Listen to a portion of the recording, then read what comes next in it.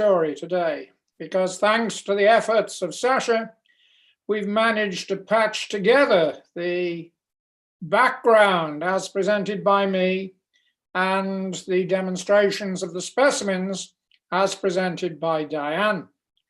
So we hope you all like this. It's all down to Sasha's skills as an editor, and those are improving all the time. And we'd like to know what you think about this presentation, because this is the taste of things to come. So Sasha, start us off and let's see what we can now learn about further, or I should say further learn about remodeling of the embryonic interventricular communication together with demonstration of appropriate pathologic specimens.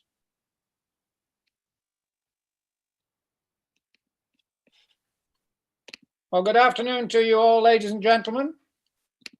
As you see from the title of the first image, today we are going to continue our discussions on remodeling the embryonic interventricular communication. Now, as we have discussed several times now, understanding the embryology is not easy, and we need to take our time. But I hope that subsequent to our previous discussions, you are well aware that small chamber in the setting of a dominant left ventricle is the incomplete right ventricle. So today, I'm going to start off by reviewing how we get to that stage. And then throughout today's discussion, I'm going to be joined by Diane Spicer. And Diane is going to show you some exquisite video clips of specimens that illustrate for you the developmental points I wish to make. So we're going to start off by looking at that interventricular communication when we have a dominant left ventricle and an incomplete right ventricle. And we're going to look at it in the setting of tricuspid atresia. And I'll explain to you why that is the case. We're then going to revisit straddling and overriding of the tricuspid valve, because that lesion, as we have also discussed previously, represents incomplete expansion of the atrioventricular canal. And then we're going to look at the situation in which there has been normal expansion of the atrioventricular canal, but we're going to start at the situation where the outflow tract remains supported by the right ventricle, and we're going to discuss the significance of transfer of the aortic root from the right ventricle into the left ventricle. In all of these, I'm going to give you the embryologic background, and Diane is then going to demonstrate to you some specimens. So as you all know, for understanding the embryology, we depend upon these interactive PD files that have been made by Wout Lammers and Jill Hicks-Poos from the University of Maastricht. You've seen this one several times before now. It's Carnegie stage 10. I hope you remember this is 4 weeks of development. And I hope you also remember that I'm showing you the cavities of the developing heart. So we've taken away the body of the embryo, we've taken away the pericardium, myocardium. And what you see at this early stage is the umbilical veins bringing blood back from the placenta, vitelline veins. They join together to give us the venous tributaries.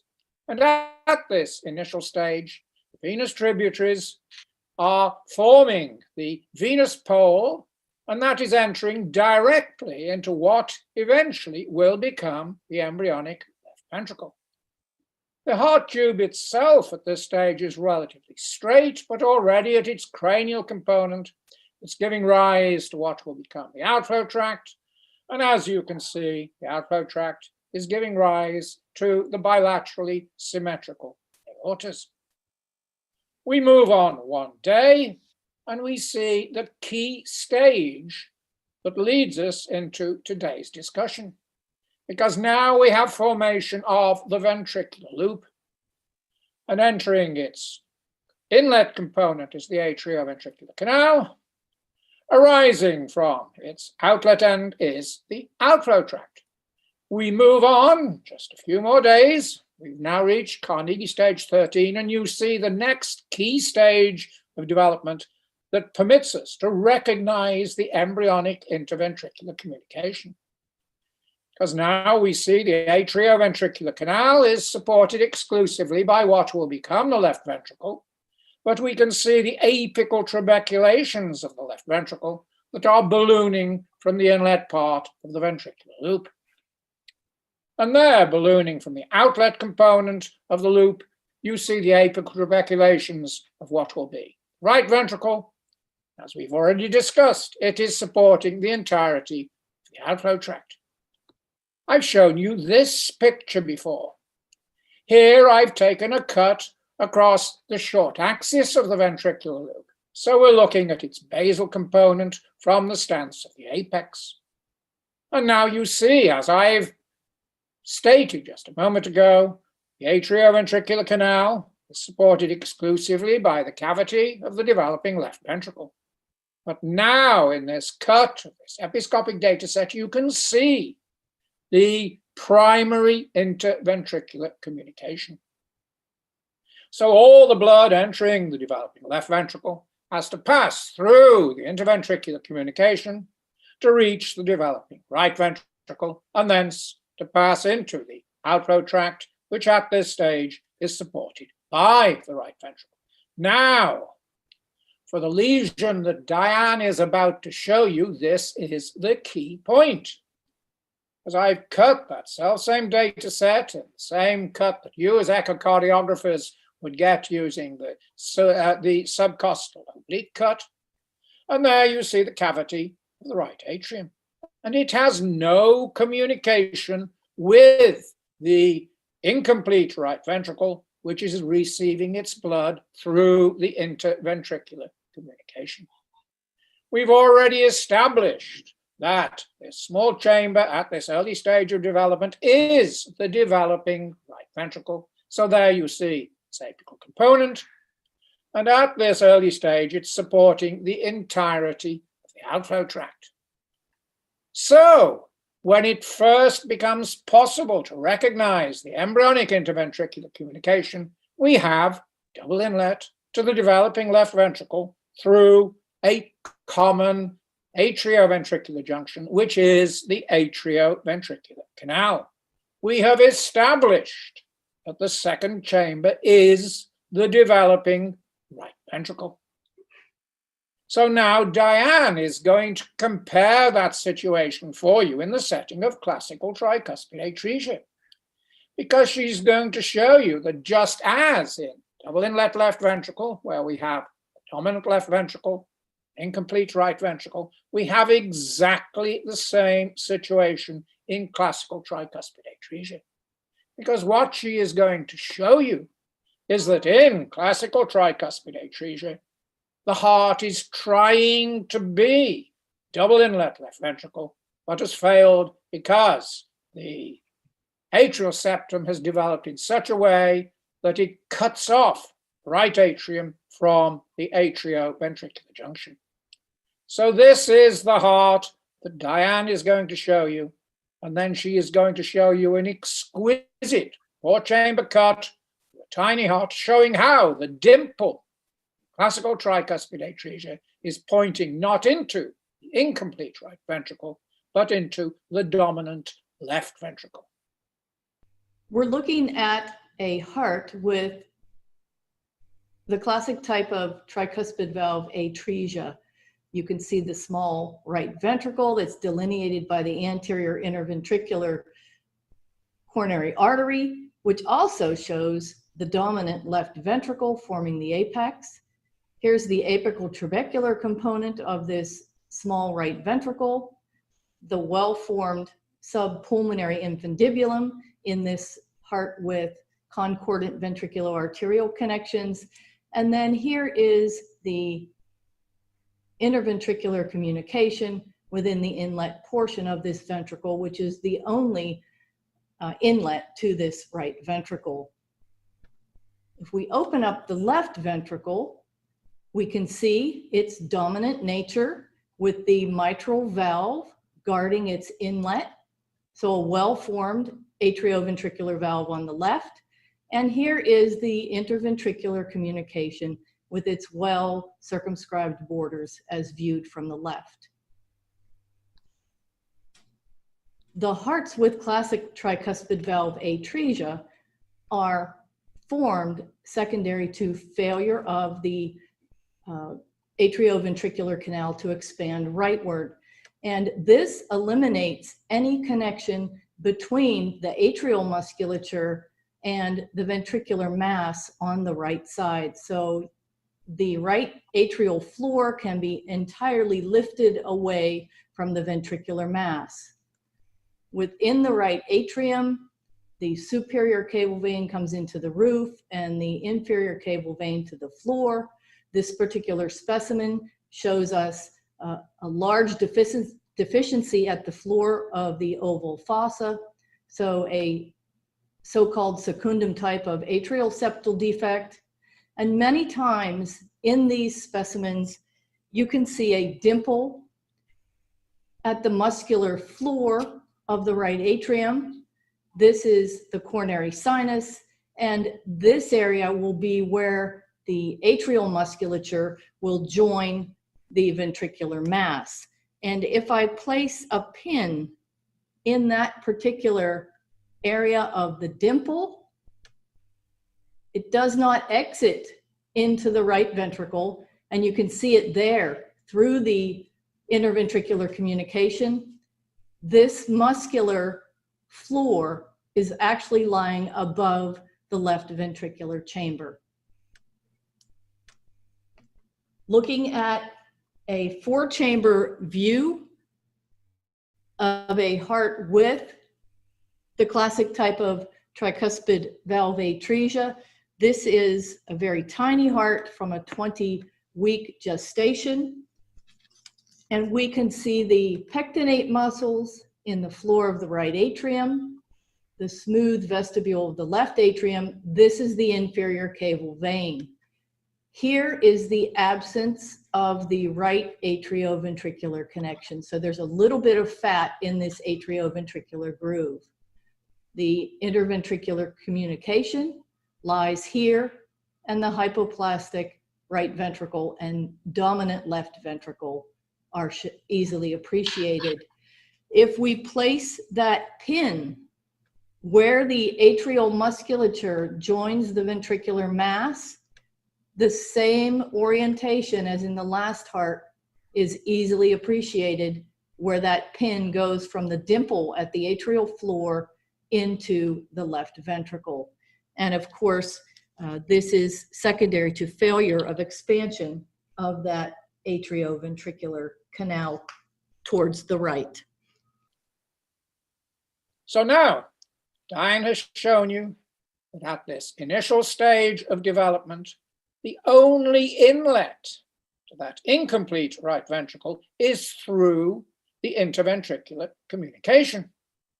And we can call that interventricular communication the primary interventricular communication. So the first step in remodeling of that interventricular communication is to provide that incomplete right ventricle with its own inlet. So how does that take place? It takes place by expansion of the atrioventricular canal. Now, I've already shown you the evidence that we have to illustrate the significance of expansion of the atrioventricular canal. But I'm going to revise that for you again. I'm going to remind you that this is work we did a long time ago in the early 1990s. It was work I did with Wout Lammers again. He was still at the University of Amsterdam at that stage, and he was working with Antoon Moorman. And we did this work with serial sections of human hearts, and the people in Amsterdam were able to stain these serial sections with an antibody to the nodose ganglion of the chick. And it so happened that the antibody to the nodose ganglion of the chick marked the interventricular communication.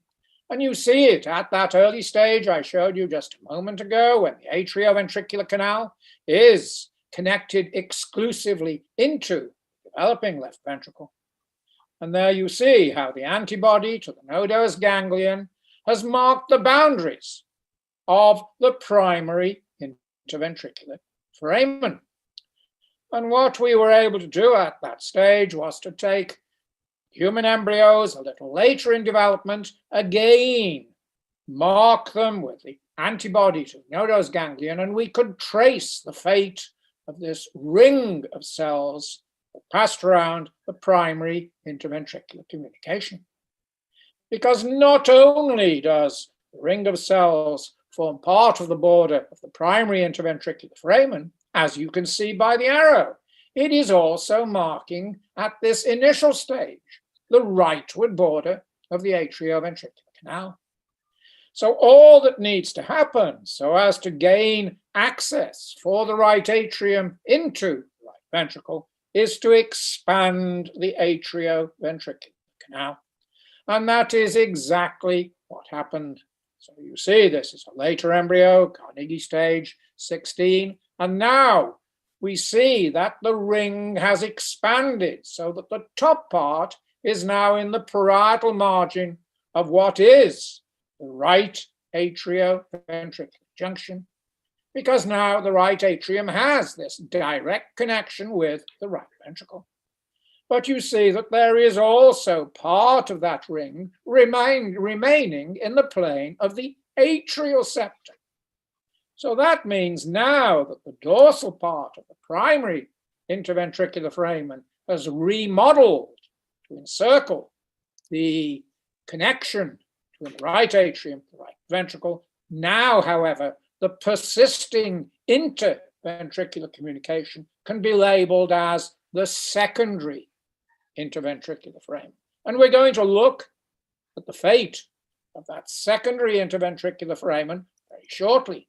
But before we do that, we're going to look at the consequence of incomplete expansion of the atrioventricular canal, because we know that when that right atrioventricular junction does not expand properly, we have straddling and overriding of the tricuspid valve. So now I'm going to hand over to DIANE again. And DIANE now has this heart. This photograph, you will remember, was taken by Lodewijk van Meerop a very long time ago, in 1977, when I was visiting him at the University of Florida. And the heart remains in what is now the Van Meerop archive at the University of Florida, and DIANE is the archivist of the Van Meerop archive. So DIANE now has brought this specimen, and she's going to demonstrate it to you, and she is going to explain to you how failure of expansion of the atrioventricular canal gives us this lesion, straddling overriding tricuspid valve, and she is going to explain to you why straddling and overriding of the tricuspid valve is not an atrioventricular canal malformation, because it does not have a common atrioventricular junction. So over again to DIANE for our next video clip. The next specimen is quite large and also has a somewhat small right ventricle. There are concordant ventriculo-arterial connections. Looking into this right atrium, there is an atrioventricular valve. And if I pull the anterior portion back, the crest of the ventricular septum can be seen running the entire length. And this right atrioventricular valve is straddling the septum.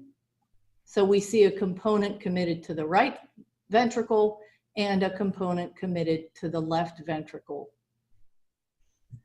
Looking at the dominant left ventricle. Here is the left atrioventricular valve and the right atrioventricular valve, which is in part committed to this left ventricle and in part to the right ventricle. You can see the straddling tendinous cords across the crest of the ventricular septum and attached within this left ventricle. Going back to the right atrial view, the normal triangle of Koch would be in this area with the apex here. When we tilt this back again, we see that there is no communication between the atrial and the crest, atrial septum and the crest of the muscular ventricular septum, so that the atrioventricular bundle is unable to make contact with the regular AV node at the apex of the triangle of Koch. So in these particular specimens with straddling and overriding of the atrioventricular valve on the right, the atrioventricular node will be in an anomalous position where the atrial musculature joins the crest of the muscular ventricular septum. So you'll have an anomalous node in this inferior position.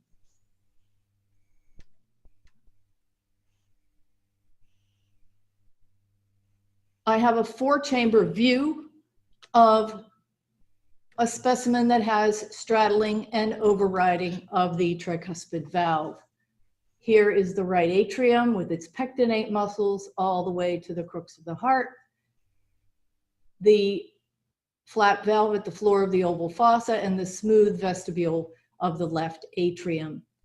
The right ventricle here and the left ventricle has a well-formed mitral valve at its inlet. The tricuspid valve is straddling the crest of the ventricular septum with a papillary muscle supporting it within the left ventricle across the muscular ventricular septum. It's an important point to note that the anterior inferior muscular buttress, which is formed by the mesenchymal cap and the vestibular spine, joining together with the atrioventricular cushions to form the vestibules of the right and left atriums, so that this is actually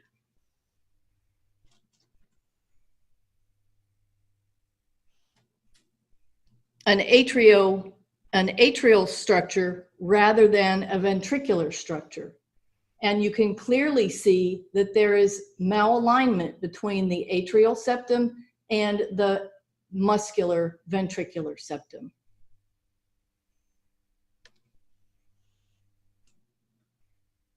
That specimen does not represent an atrioventricular septal defect, and I have one here for comparison.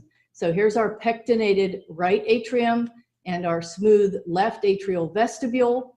There's the coronary sinus and the crest of the muscular ventricular septum separating the right and left ventricles.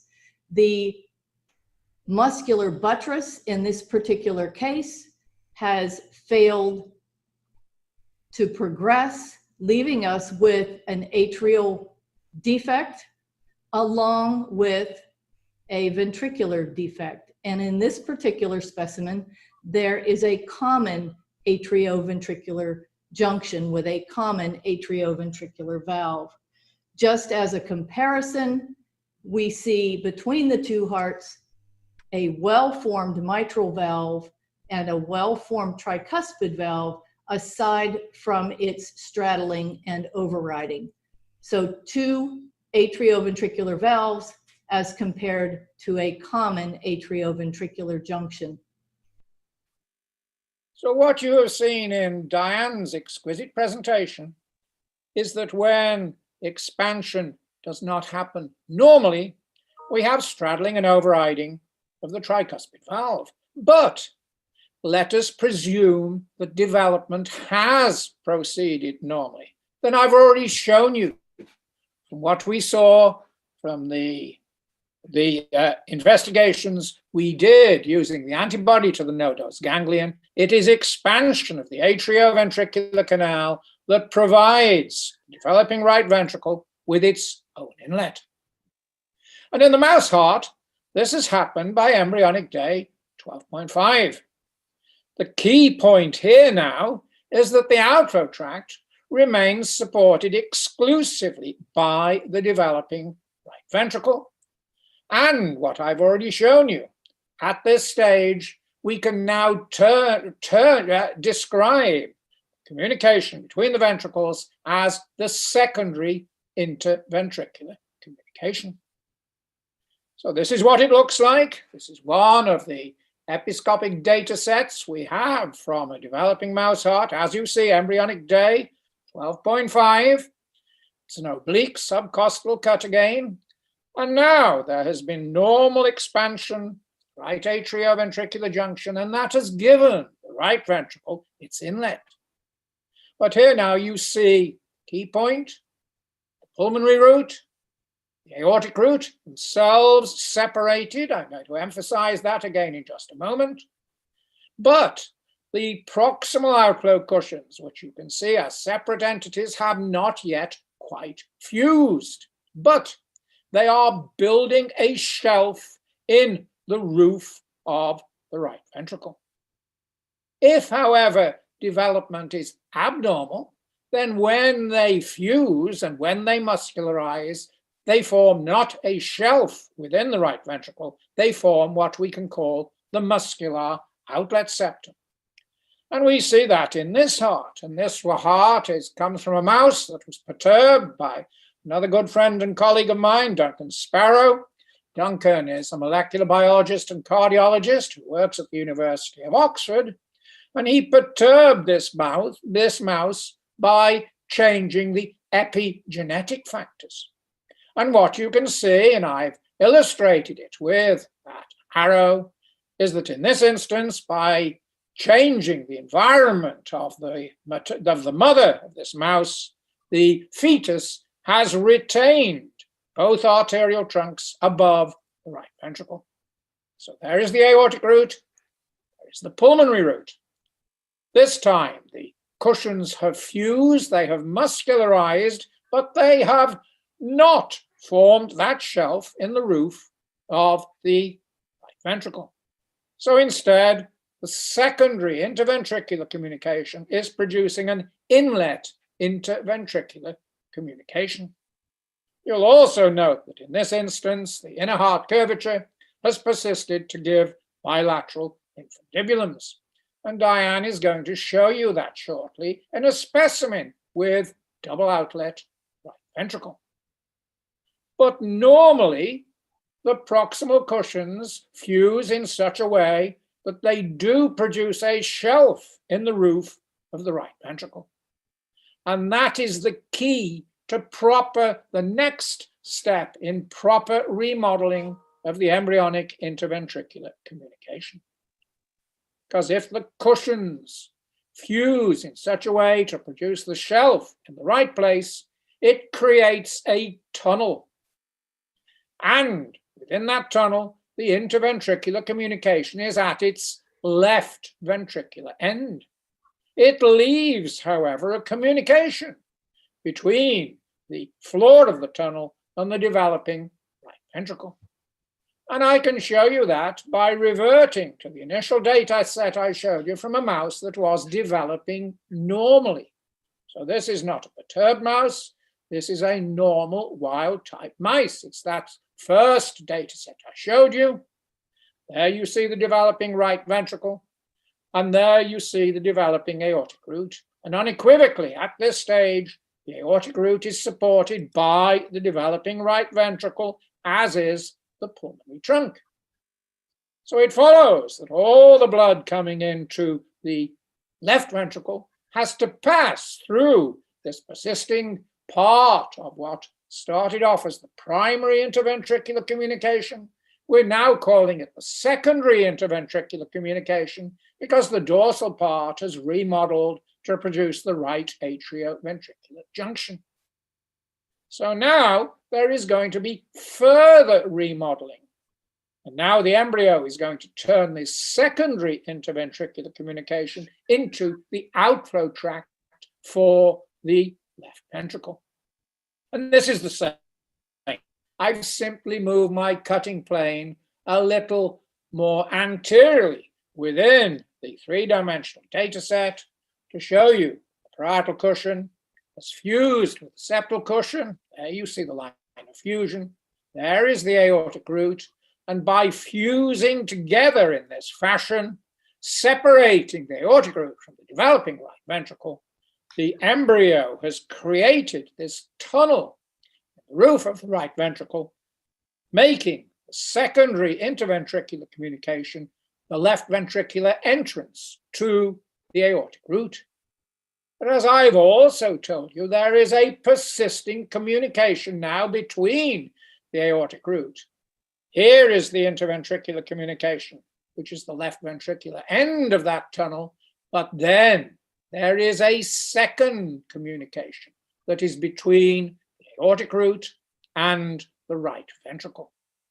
And so to complete septation, as we will see, the embryo needs to close this aortoventricular communication. But it is by making comparisons between what you see here and tetralogy of fallow, double outlet right ventricle with subaortic interventricular communication that we can emphasize the difference between secondary interventricular communication and that aortoventricular communication that will be the tertiary foramen, and if it persists, is a ventricular septal defect. So this is what we now want to do. DIANE is going to illustrate these points by showing you additional specimens, and she's going to emphasize this difference between the ventricular septal defect, which in essence is an aorto right ventricular communication, and the secondary interventricular communication, which is an aorto left ventricular communication. She's going to start by showing you this specimen, and this is a cut through the heart from an individual with tetralogy of fallow, and then she's going to compare the situation with this specimen, which is double outlet right ventricle with subaortic interventricular communication. This particular specimen is cut in a 4-chamber view, or what echocardiographers may call a 5-chamber view. Here is the tip of the right atrial appendage, the left atrial appendage, the tricuspid valve within the inlet of the right ventricle, and the mitral valve within the inlet of the left ventricle. Here is the interventricular septum and the aortic root. This is a very nice representation of an overriding aorta. It is also a good comparison with the mouse embryo picture at day 12 that Professor Anderson has shown you. And this orifice here is the interventricular communication, or the outlet from the left ventricle.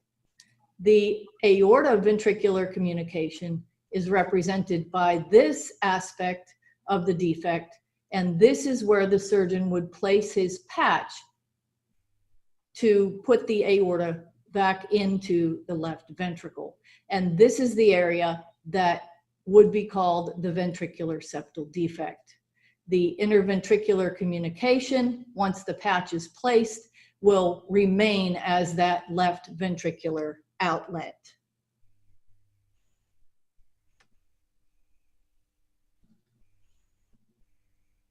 The anterior aspect of this specimen, including the right atrium, the right ventricle, and the arterial trunks, has been cut away, showing us the double outlet to this right ventricle, the proximal outflow cushions have formed a subpulmonary infundibulum, and in this particular specimen, an outlet septum remains secondary to this subaortic defect. The patch in this particular specimen would have to be formed in a shelf-like fashion to place this aorta, which is mostly committed to the right ventricle, into the left ventricle to achieve that surgical repair.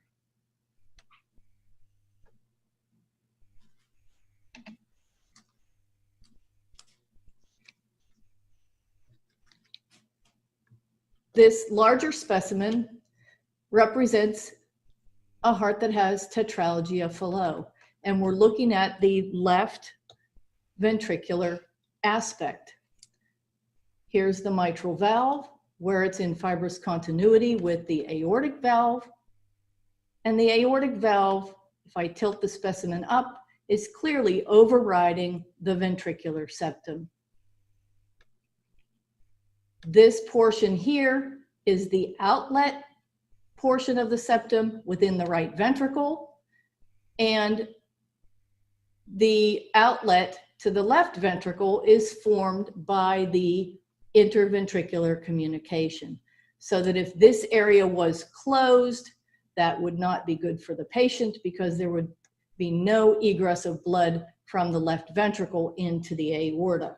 The area that is closed by the surgeon is the aorta to ventricular communication, and that would be the patch that would be placed within the right ventricular aspect of the specimen.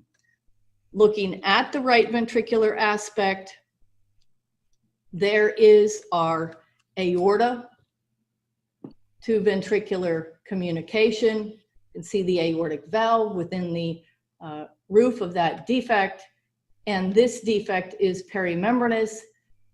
There is fibrous continuity between the tricuspid and the aortic valve, as well as the tricuspid and mitral valves. And the patch would be placed utilizing this subpulmonary outlet septum and closing this aorta to ventricular communication or the ventricular septal defect. I have a 4-chamber view of a heart that has a double outlet right ventricle. And in this particular specimen, we're looking from the spine towards the sternum, so that this is right atrium, right ventricle, aorta, which you can see is almost entirely committed to the right ventricle. This is our interventricular septum and the left ventricle. The patch in this particular case, you can see forms more of a shelf in the roof of the right ventricle rather than the patch you would see in a tetralogy of Fallot that forms more of a partition. So with a double outlet right ventricle, this patch creates or allows the aorta to be put back into the left ventricle so that the blood can now exit in normal fashion. To close this area would be disaster because the patient would then have no egress of blood from the left ventricle into the aorta. So what DIANE has now shown you is that what we want to call the interventricular communication is the channel between the left ventricle and the aortic root.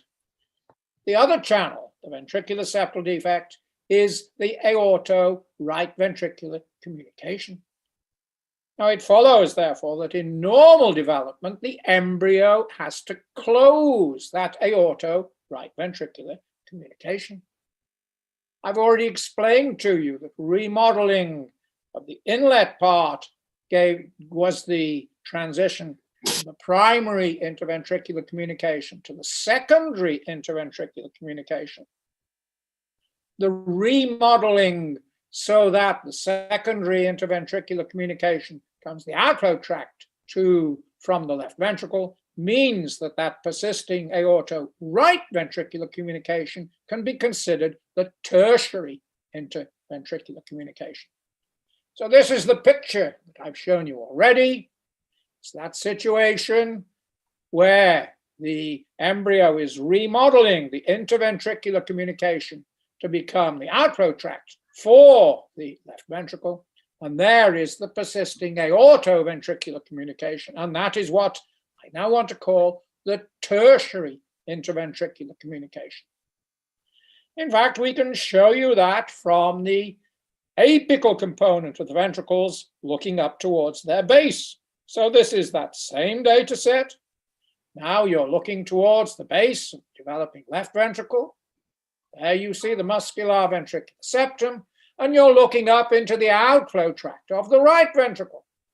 So there is the subpulmonary outflow tract, and you can see the undersurface of those cushions that are fused together, and they have built the shelf and the roof of the right ventricle that is creating the tunnel from the secondary interventricular communication to the aortic root. But now, as you look up into the roof of the right ventricle, you can see the area that needs to be closed to complete septation. And this is that right ventricular aortic communication I want to call tertiary interventricular communication, and that is going to be closed by what we describe as tubercles of the atrioventricular cushions. And there you see that as yet they have not quite fused together, but they are the rightward ends of the atrioventricular cushions. We can see that rather better if I rotate this cut so that it's again subcostal oblique, and it's now in the plane of the ventricular septum. So there you see the aortic root, and this cut shows you very beautifully how those tubercles at the rightward ends of the atrioventricular cushions are fusing with each other so as to form the septal leaflet of the tricuspid valve, and they're also fusing so as to close that hole in the floor of the tunnel connecting the secondary interventricular communication to the aortic root. And at the same time, the shell of the muscularizing proximal cushions is going to form the infundibulum, the freestanding infundibulum of the right ventricle. I've shown you that what happens in the mouse, exactly the same thing is happening in the human embryo. So this is a 4-chamber cut through the human embryo at Carnegie stage 22, as you see, where we've passed now 7 weeks of development, and now that is the pulmonary root, and there is the tunnel that the embryo has created so as to join the aortic root into the left ventricle. At this stage, the aortic root itself, in fact, is supported by the right ventricle, but it is connected to the left ventricle because of the formation in the roof of that shelf from the proximal cushions. And this cut shows you very nicely how in the human heart, as in the mouse heart, those tubercles fuse together and they will form the membranous septum.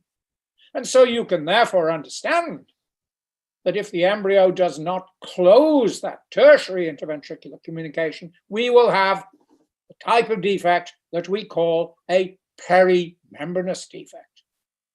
And in one of Dr. Mohan's embryos, in which he perturbed the furin enzyme, again, we're not quite sure what happened having perturbed the furin enzyme, but by analysis of his episcopic data sets, we are able to show that in this mouse, with perturbation of the furin enzyme, there is the remodeling secondary foramen to become the outflow tract of the left ventricle, but the mouse has failed to close that aortoventricular communication. And this we now can recognize as being a perimembranous defect. Note, however, that there is discontinuity between the aortic valve and the tricuspid valve. And the thing that makes it perimembranous is continuity between the developing mitral valve, the developing tricuspid valve. And we know now that that is also the feature that permits us to recognize perimembranous defects in the human setting. And so DIANE now is going to show you this heart, and she's going to illustrate to you that in this particular heart, again, there is aortic tricuspid discontinuity, but because of the presence of mitral to tricuspid continuity, the defect is perimembranous. I'm going to show you this specimen from the left side only, just to make the point that in the past, it was thought that a perimembranous ventricular septal defect had to have aorta to tricuspid valve fibrous continuity. As you can see, it also has tricuspid to mitral fibrous continuity. And in this area, along the posterior inferior rim of the defect, is the right fibrous trigone, which is a component of the atrioventricular membranous septum.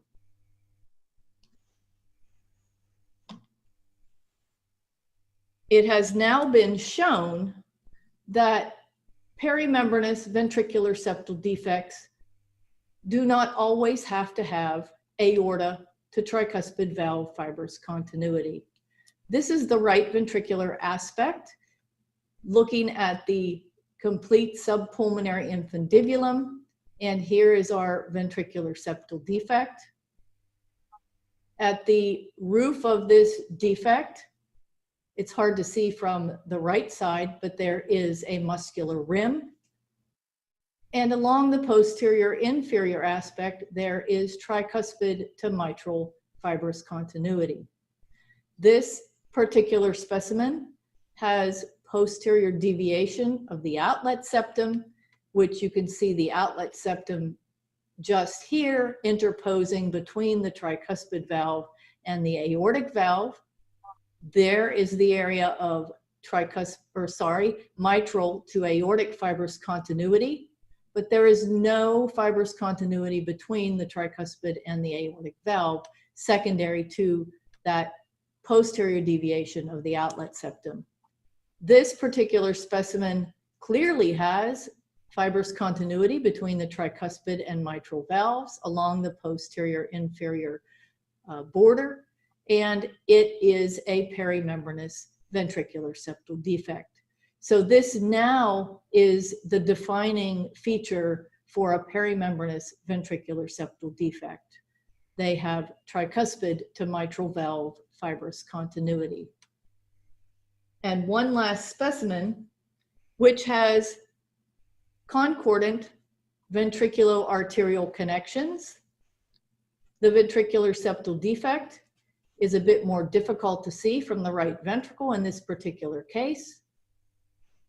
But when we look at the left side, there is a complete subaortic muscular infundibulum, so that you can see during development, this portion did not resorb and allow the mitral valve to become in fibrous continuity with the aortic valve. There is a perimembranous ventricular septal defect because there's fibrous continuity between the tricuspid valve and the mitral valve.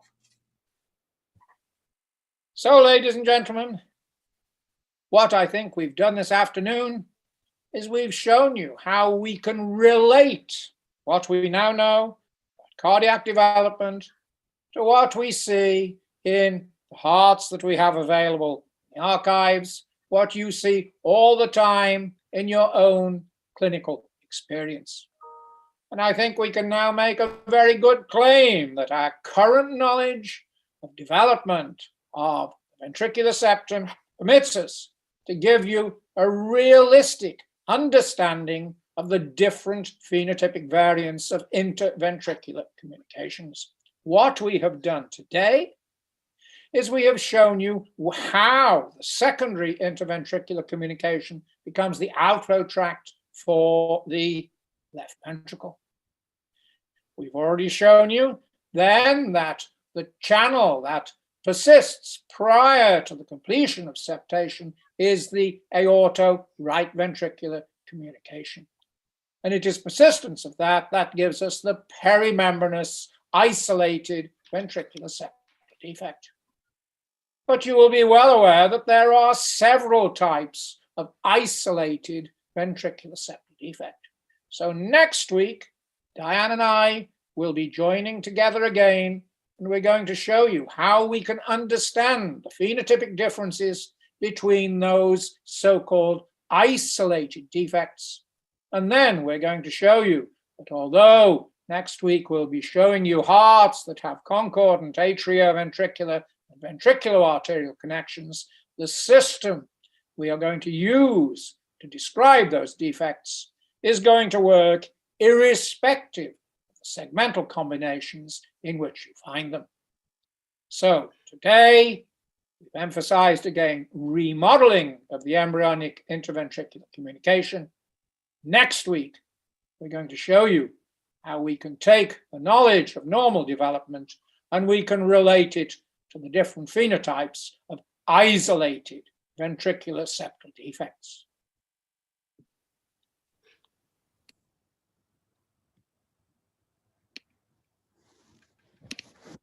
Thank you very much, Dr. Anderson, Dr. Diane. It was really, really amazing. It was very, very good. And I'm sure everybody learned a lot today. I learned as well.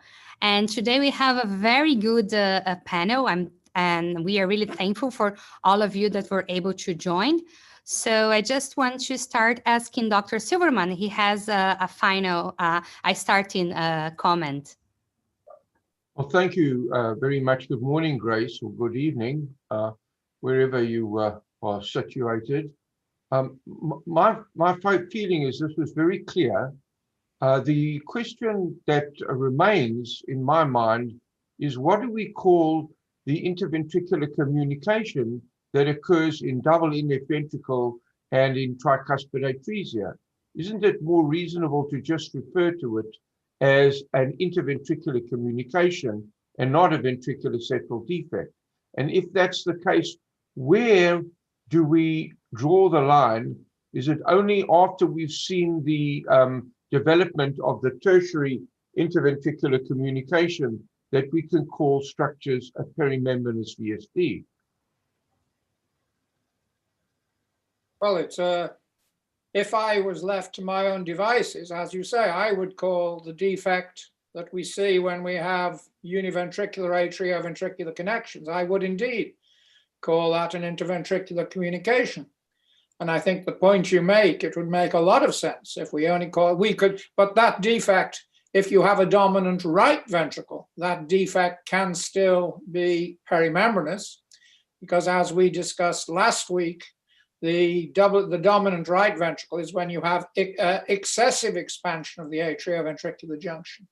If you have it in the setting of a dominant left ventricle where the atrioventricular canal has failed to expand, then the defect in almost all cases has exclusively muscular rims.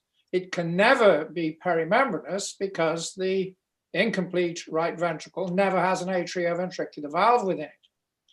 So I would go along with what you say. I would only call it a perimembranous ventricular septal defect in the setting of biventricular atrioventricular connections and one-to-one ventricular arterial connections. If we had double outlet right ventricle, I would then prefer to call it an interventricular communication, but then it can be a perimembranous interventricular communication. Arguably, this is getting a little bit complicated, but I think the important point is that we have to remember that the surgeon closes the communication between the right ventricle and the arterial root, because the communication that was initially present between the arterial root and the left ventricle has become the outflow tract of the left ventricle when we have one-to-one ventricular arterial connections, if that makes sense to you. Sure. Thank you. Alan, do you want to comment? Well, basically, I seem to have struggled through my entire professional life without any clear understanding of a VSD, and I feel very embarrassed by that. But I think it seems as though many of the lesions you come across are just stages on the same road where development has failed. And it's very interesting they're all linked together. I didn't realize that. But my question was the same as Norman's. What do you call things really? The only thing we really should call a ventricular septal defect is a membranous ventricular septal defect. Am I right? Well, I think you can also call it, I mean, next week we're going to show you that if you have muscular defects in the ventricular septum, then for sure they are ventricular septal defects because they are holes in the ventricular septum. We'll also show you next week that you can have an outlet muscular ventricular septal defect when you have hypoplasia of those proximal outflow cushions. But the point you make, I think, is the nice one, that I think it is the case that the different types of interventricular communication that you see can indeed, as you say, be related to the steps you see during normal development. For me, this is the beautiful part of what we have seen, and what we then see when we repair these things is that the surgeon replicates what the embryo has been doing. So there's no question that the surgeon repairing double outlet right ventricle does exactly what the embryo does, and it builds that shelf. And I think Diane's pictures where she showed you that shelf in the heart with double outlet right ventricle, you could clearly see that that shelf was at right angles to the ventricular septum. Whereas when you close the ventricular septal defect in the setting of a perimembranous defect, as you all know, this patch placed by the surgeon is parallel to the septum. And then in tetralogy, of course, it's in between.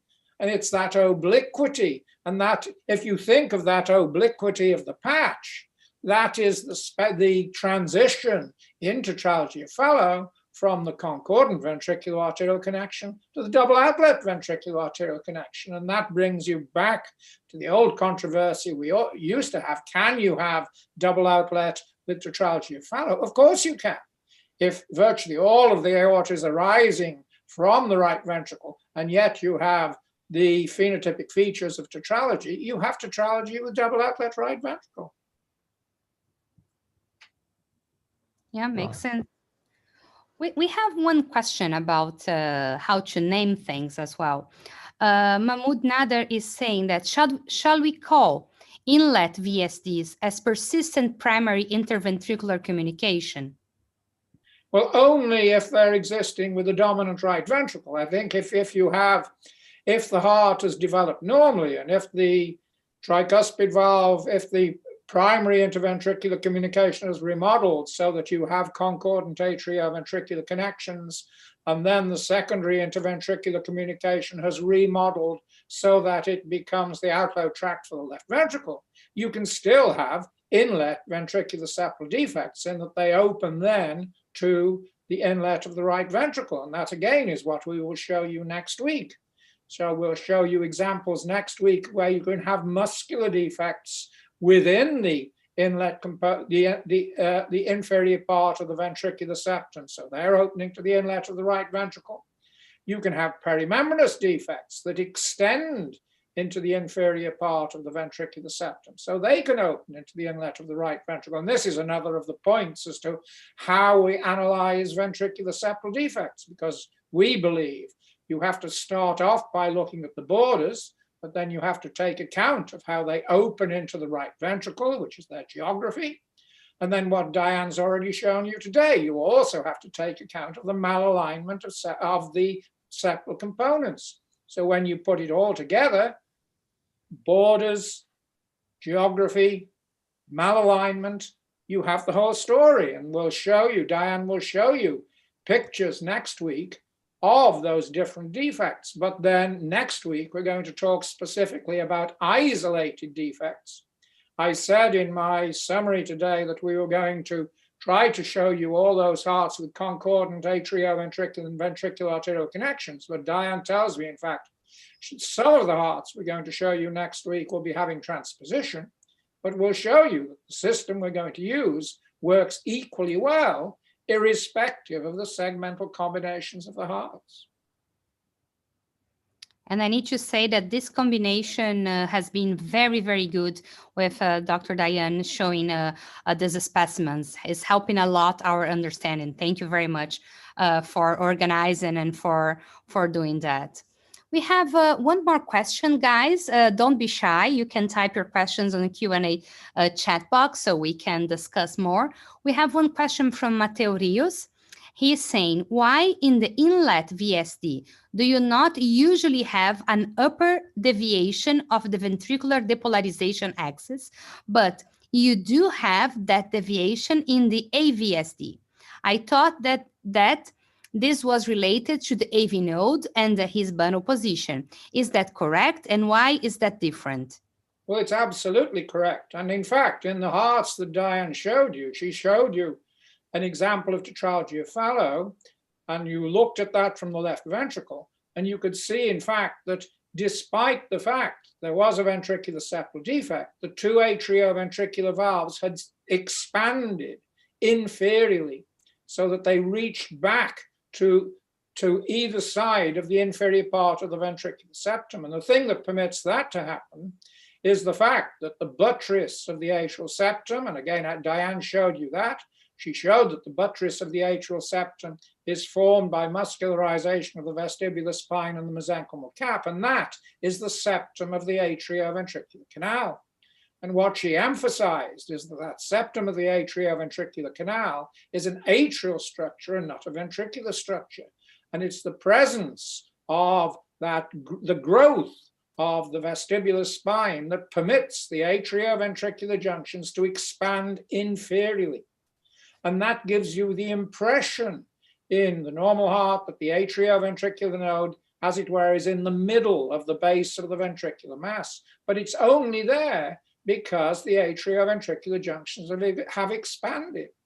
In fact, there is an inferior pyramidal space which contains fibroadipose tissue, and that interposes between the floor of the atrial floor of the triangle of Koch and the summit of the ventricular septum. That is not present when you have a common atrioventricular junction.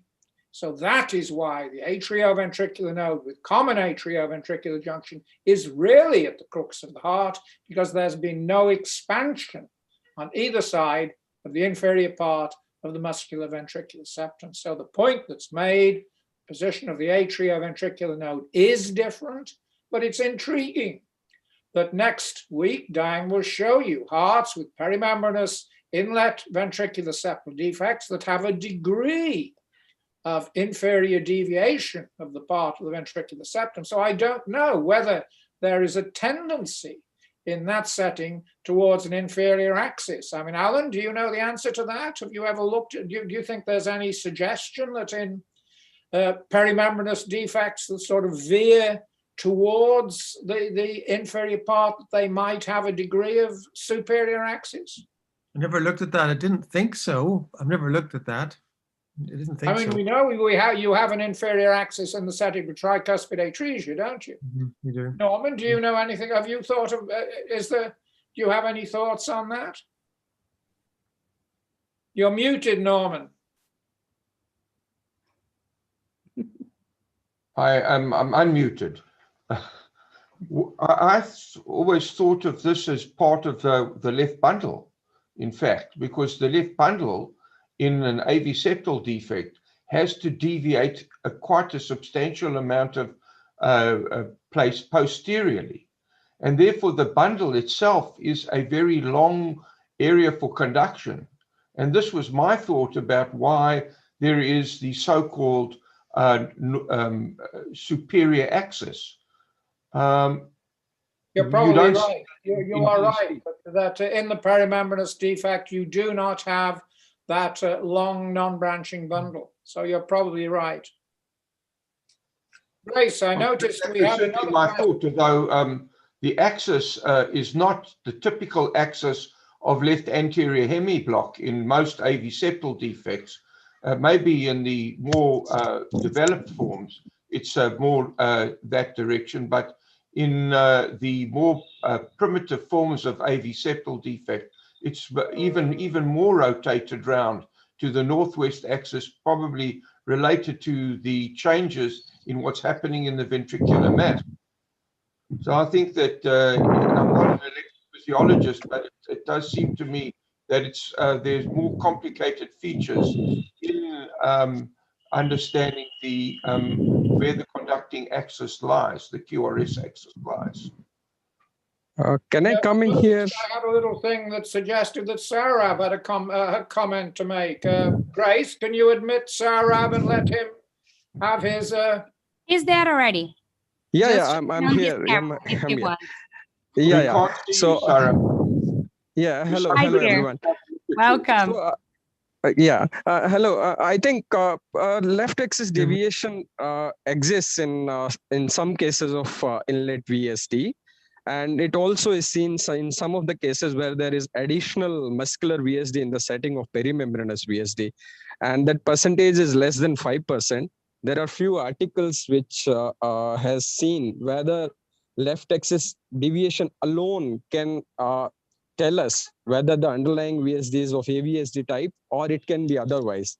And it clearly shows that in other forms of VSD, mainly those which have extension towards inlet, can also have left axis deviation. The exact reasons and all, I'm not so sure whether it has been clarified, but it exists. Well, I mean, that would certainly go along with what I suggested in the first instance. So that's a very interesting observation. We need to look at this a little more. Grace, I noticed in the chat Yes, box. we have a last one. And this is very interesting. So I think we can make an extended comment, including Dr. Norman, to talk a little bit about echo on that. Vital Kumar is asking us to elaborate the importance of the borders and the geography in the interventricular communication.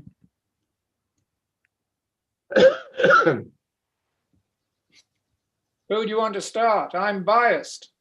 I think Well, we're probably all biased in this particular area, but to me, geography is sort of it's okay. It gets you into some kind of an area, but the surgeon surely needs to know what the borders are that he's closing the VSD for. And to me, I understand that there's a new classification out, but to me, it's so important that we know what the borders are, and as echocardiographers, that we recognize what these borders are and describe them, so that the surgeons can have at it in terms of their understanding and placement of the patches. And the surgeon, obviously, when he gets into the heart, gets a good look at these borders, but it's not always easy to see, particularly down in the inlet, because he's looking through the tricuspid valve, and that part of the heart is not easy to see. And our experience has been that when there's been additional inlet muscular VSDs, they've often been missed. And our recognition of when the primary perimembranous VSD is closed, that there is an additional muscular VSD that has not been recognized, is not infrequent. Dr. Anderson, we want your biased opinion as well. Well, to me, it is, we did a very interesting study together with Adrian Crucian. I don't know whether Adrian is with us today. Yes, he is. He is in the audience, yes. He is well, Adrian and I had a very smart BSc student working with us in Birmingham called Laura Edgar.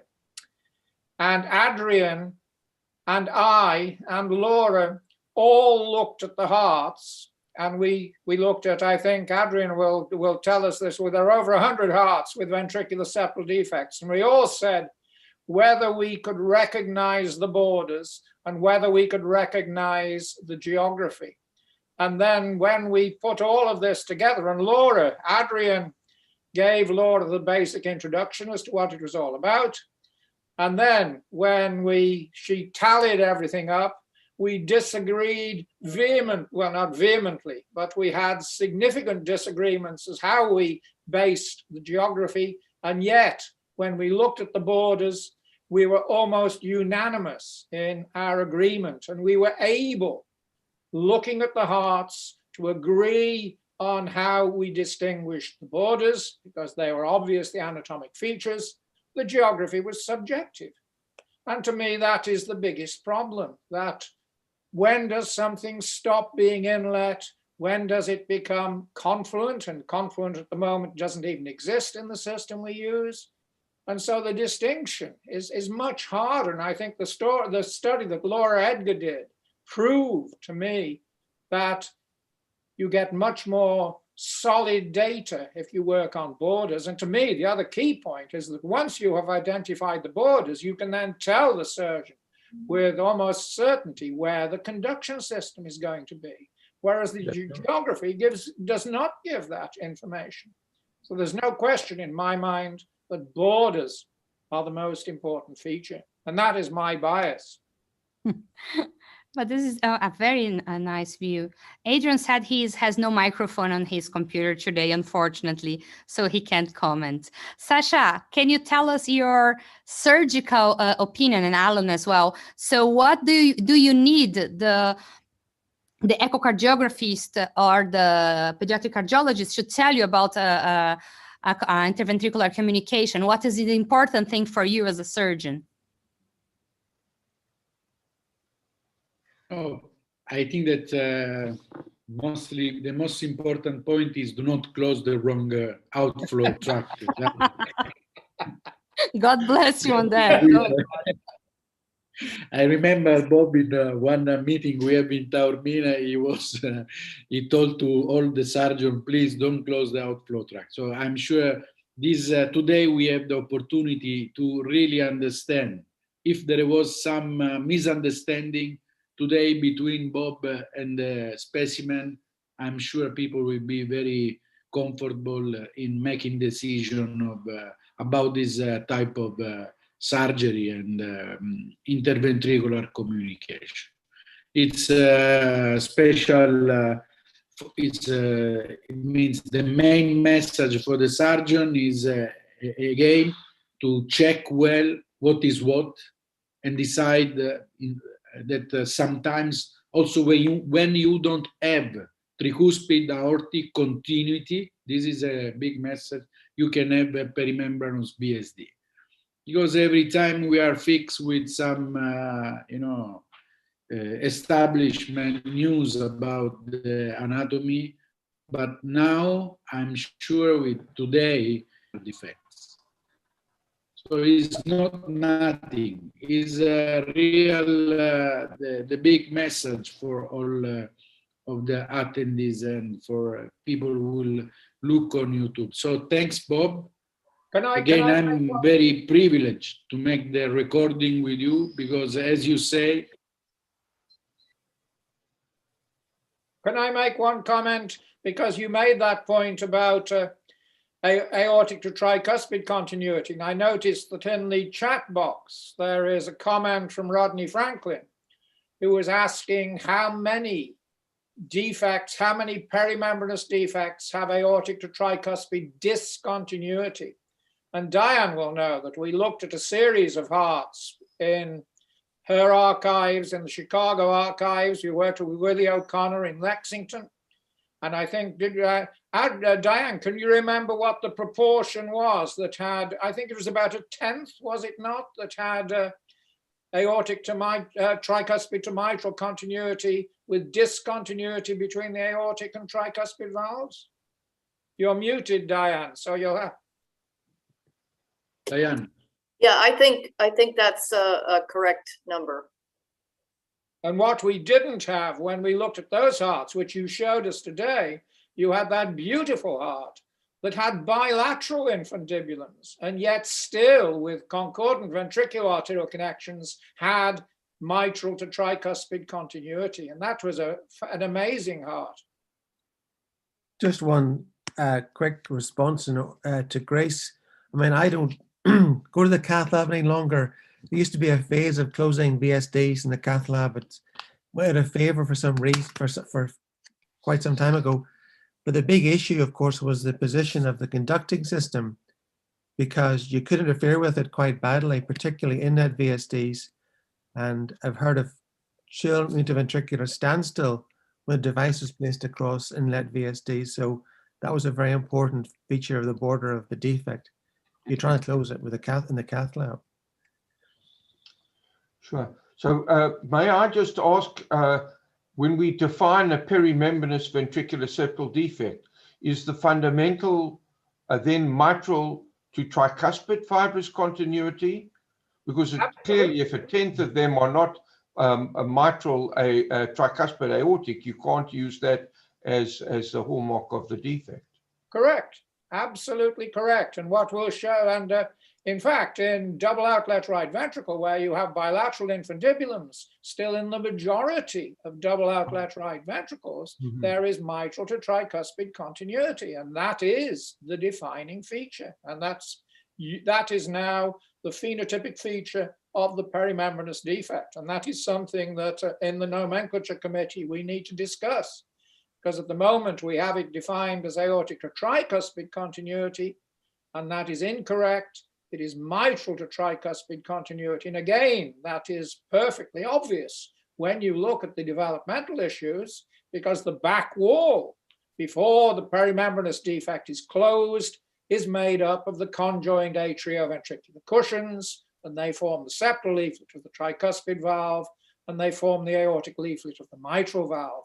And so that's why that back wall of the closing tunnel is made up of the atrioventricular cushions. Great. There's one last question about the genetic basis of the different types of ventricular septal defects. Well, that is a very interesting question, but Norman, you can perhaps come in here, because I don't think we've really looked at that yet, have we? And it's a very interesting question. And this again is if we're going to get into working out the genetic background to the whole thing. I mean, there's also epigenetics coming into it. I showed you that picture of the mouse that my friend and colleague Duncan Sparrow had perturbed. He did this by, he's made his mother mice anemic, and they have defects. He's given them too much oxygen, and they have defects. He's given them too little oxygen. So the epigenetics is also important.